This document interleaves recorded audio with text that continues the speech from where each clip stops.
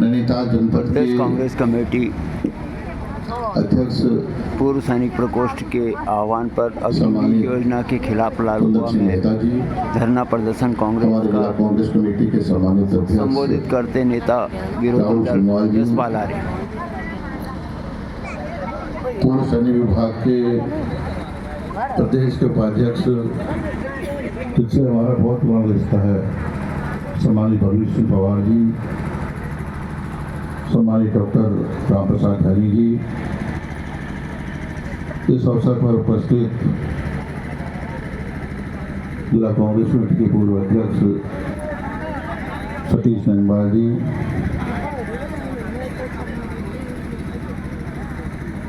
राजेंद्र सिंह कटवाल जी,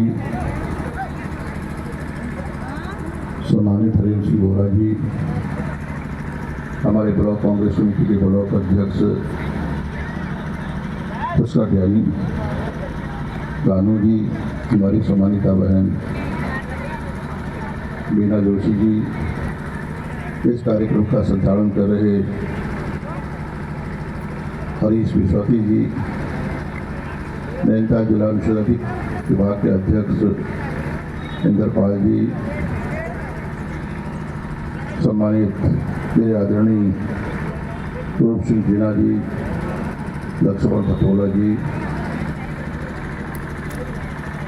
कैलाश दुमका जी, सम्मानित खजान पांडे जी, सम्मानित हरीश सिंह गौड़ा जी, इस अवसर पर उपस्थित हेमंतनंदन दुर्गापाल जी, प्रवेश तिवारी जी, गिरधर बम जी, राजपाल जी, राजेंद्र सिंह बिष्ट जी, सम्मानिता मीना कपिल जी, तन सिंह दानू जी, माया देवी जी, कमल दानू जी, गोविंद दानू जी, मोहन कुलाई जी, राइन दुर्गापाल जी, पवन बिष्ट जी, चंदन बोरा जी, और इस अवसर पर उपस्थित मेरे सभी आदरणीय बुजुर्गगण, सम्मानित भाइयों, बहनों, युवा साथियों और सम्मानित पत्रकार बंधुओं,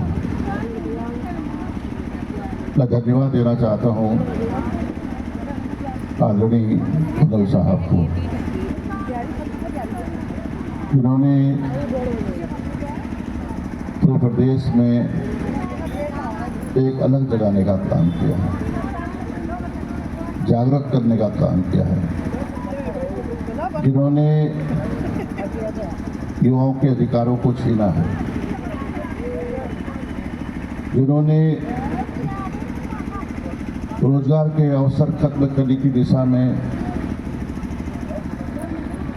हमारे उत्तराखंड जो सैनिक बाहुल्य प्रदेश कहा जाता है, रात दिन यहाँ का नौजवान मेहनत करता रहा है, पहाड़ के पगडंडियों में, टेढ़े मेढ़े रास्तों में दौड़ता हुआ दिखाई देता था,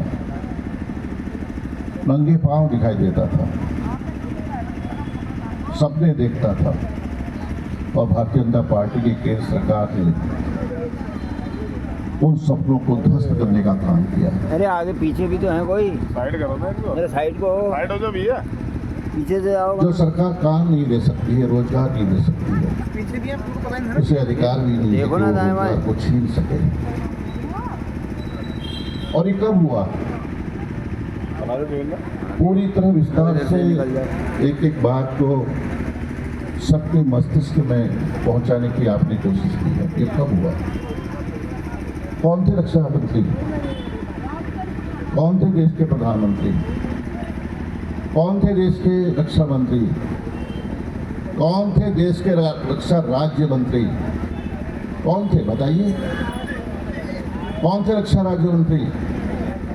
क्या इस फैसले का विरोध नहीं होना चाहिए था? कौन थे? यस, नैनीताल संसदीय उधमसिंह नगर संसदीय क्षेत्र के सांसद, वर्तमान सांसद, तब देश के, भारत देश के रक्षा राज्य मंत्री थे। विरोध नहीं करना चाहता।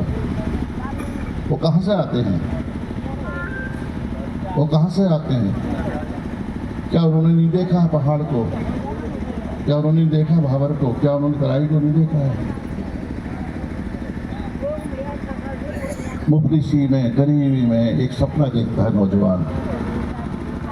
आपने कहा 1.5 लाख पूर्व सैनिक आज भी इस प्रदेश में हैं। नौजवानों का एक सपना होता है देश के लिए कुर्बान करने का, देश की सीमाओं की रक्षा करने का समर्पण दिखाई देता है उनके सपनों में। उन सपनों को खोखला करने का काम इस देश की सरकार ने किया है। क्या वो लोग जवाबदेह नहीं है?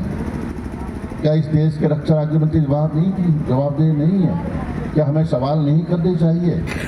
क्या हमें उनसे जवाब नहीं मांगना चाहिए? न हम सवाल करते हैं, न हम जवाब मांगते हैं। और यहाँ से चुन के जाते हैं, भारी मतों से चुन के जाते हैं। ये दुर्भाग्य नहीं है, ये विडंबना क्या नहीं है? तो इससे बड़ी शर्मनाक बात हो क्या सकती है? सोचना पड़ेगा, सोचना पड़ेगा। अगर हम समझेंगे नहीं, जागेंगे नहीं, चेतेंगे नहीं, ये देश खत्म हो जाएगा, खोखला हो जाएगा। सब कुछ खत्म हो जाएगा, सब कुछ बीत चुके हैं। ये मालूम है, पहाड़ खाली हो रहे कहते हैं, पहाड़ खाली हो गए हैं। पलायन कर रहा नौजवान, पलायन कर रहा है। 1200 गांव घोस्ट विलेज घोस्ट विलेज घोषित हो चुके हैं। गांव घोस्ट विलेज, गांव जहाँ भूत भूत रहते हैं, गांव खोखले हो चुके हैं, दरवाजे बंद हो चुके हैं रोजगार की तलाश में। इन्होंने कहा था 2 करोड़ नौजवानों को रोजगार देंगे। 2014 सपने दिखाए थे।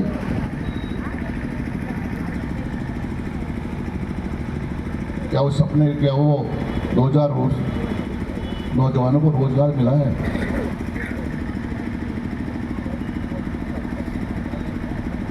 ये समझने की जरूरत है। आखिरकार क्यों भारतीय जनता पार्टी को लगातार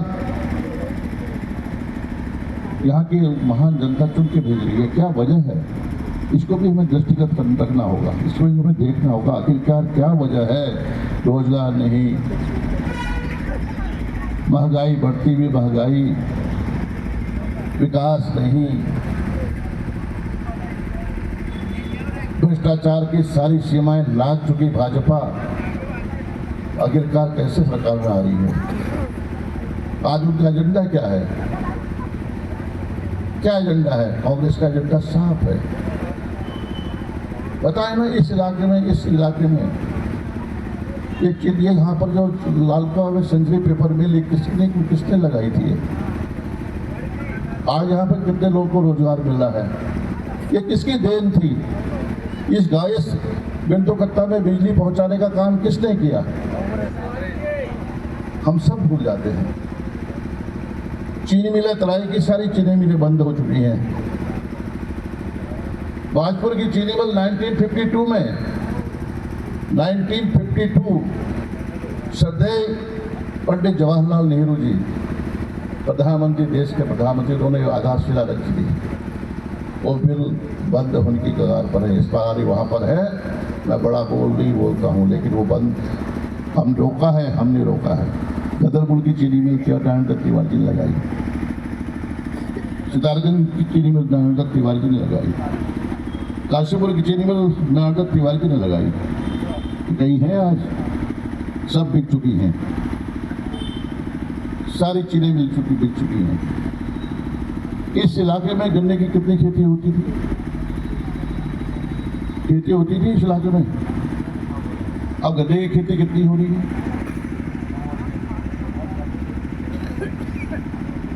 खेती सिकुड़ती जा रही है। जब फसल नहीं होगी, तो लोग क्या करेंगे, रोजगार कहाँ से मिल जाएंगे, खेती घर का खर्चा कैसे चलाएंगे?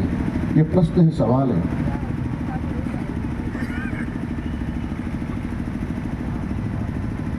और फिर वो कहते हैं साहब अब की बार लगातार यही नारे लगते हैं।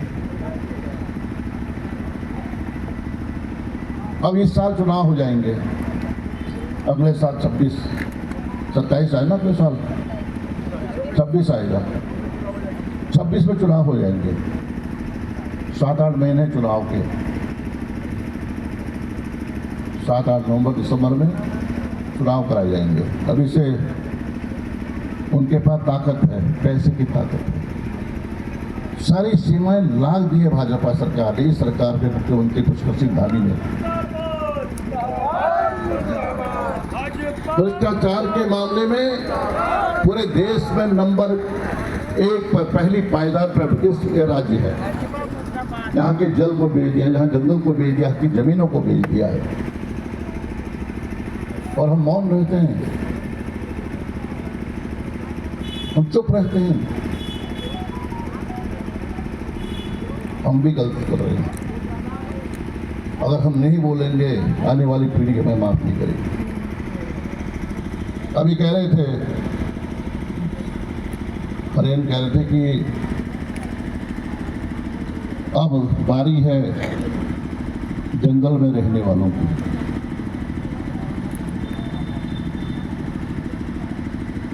अतिक्रमणकारी, हमने तो पिछले विधानसभा सत्र में भी इस मामले को पूरे विस्तार से उठाया था, यशपाल आर्य ने उठाया था, हमारे साथी सहयोगी ने उठाया था। मैं कहना चाहता हूँ बिंदु खत्ता के हमने सभी महानुभावों से, अपनी माताओं से, बहनों से, बुजुर्गों से, नौजवानों से कहना चाहता हूँ, इनकी हिम्मत नहीं है यहाँ से किसी को उजाड़ने की। इनकी निगाहें कहाँ पर हैं? इनकी निगाहें कहाँ पर हैं? इनकी निगाह है जो 2-4 घर हैं, जो सिंचाई विभाग के जमीन में बसे हुए लोग हैं 50 साल से, जिनके पट्टे हैं, जो सरकार ने दिए हैं, कांग्रेस सरकार ने दिए हैं, जो वर्ग 4 की जमीन में बैठे हुए लोग हैं। क्या रामनगर में क्या हो रहा है? हर जगह एक डर का माहौल पैदा किया जा रहा है। क्या ये राजनीति है? क्या विषय है? इसमें राजनीति होनी चाहिए। वो लोग कौन बैठे हुए लोग हैं? ये कहते हैं साहब ये कांग्रेस का वोट बैंक नहीं है, इसलिए इनको जाना चाहिए, यहाँ से इनको जाना पड़ेगा। एक साजिश है, उनके हाथों में पावर भी है, ताकत, पैसा भी है, लेकिन हमारे हम आत्मबल होना चाहिए।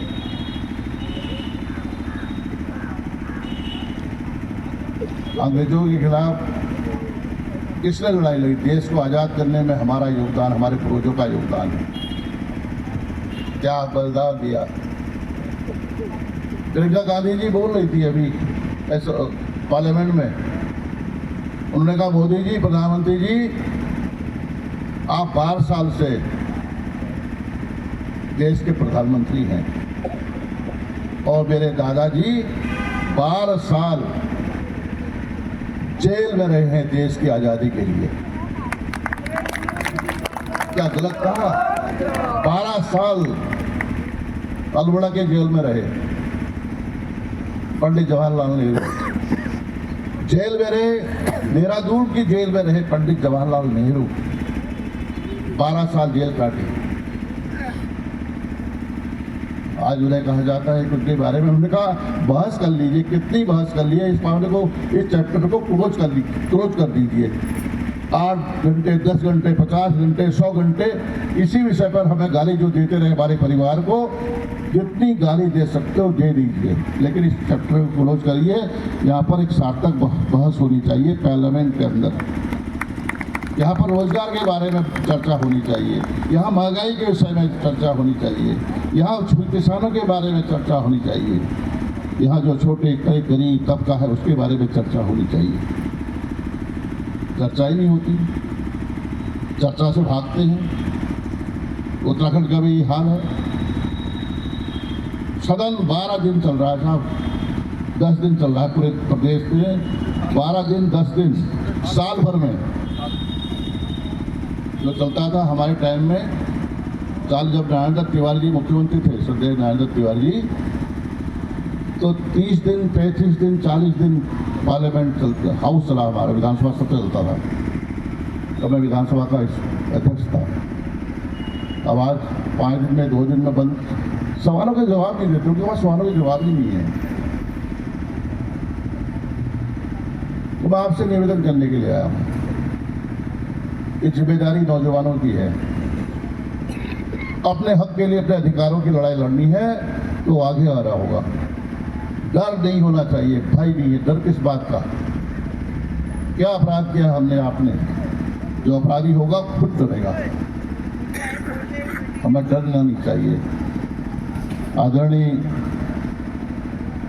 रिटायर्ड कर्नल हैं आप, इस सर्दी में, इस ठिठुरती हुई ठंड में, इस कुहारे में, कुहासे में आप क्यों आ रहे हैं? आपको तो आराम करना चाहिए, पेंशन भी ठीक ठाक मिल रही होगी,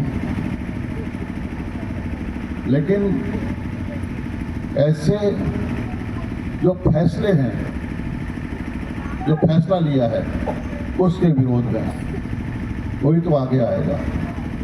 और कर्नल राम रतन जी ने ये फैसला लिया है कि मैं आगे आऊंगा, हम इसकी अगुवाई मैं करूंगा। मैं आपको आश्वस्त करना चाहता हूं कि आपने यहाँ पर कुंदन सिंह जी, मेरे पास मैं मास्टर नहीं हूँ, अगर मैं वो परीक्षक होता ना तो मैं 100 से 100 में आपको 100 नंबर देता। मैं गलत कह रहा हूँ तो कहिए। आपने हीरे का चयन किया साहब, आप पारखी अच्छे हैं, हमें आपसे सीखना पड़ेगा। तो ये लड़ाई मजबूती से लड़ने की जरूरत है।